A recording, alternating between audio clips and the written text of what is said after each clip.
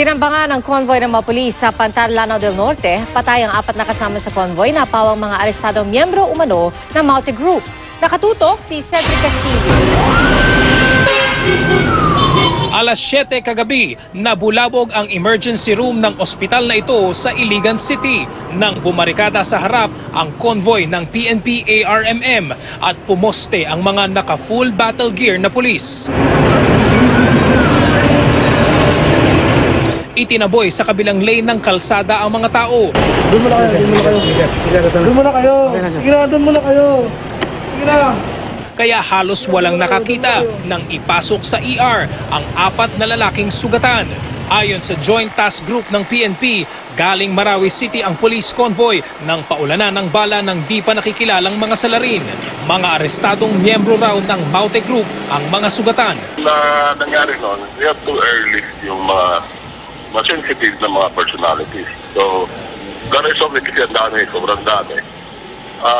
We have to take by land. Kalaunan, binawian din ang buhay ang 4. Sa kalsadang ito sa barangay Kalanganan, Pantar, Lanao del Norte, nagmansya na sa simento ang dugo at nagkalat ang mga basag na salamin mula sa ambush. Inilabas na rin ng Joint Task Group ng PNP ang pangalan ng mga umano'y importanteng miyembro ng terrorist group na napatay sa pananambang.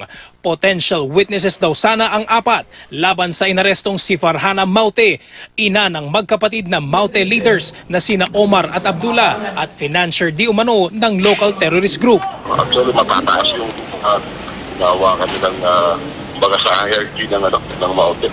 Very important.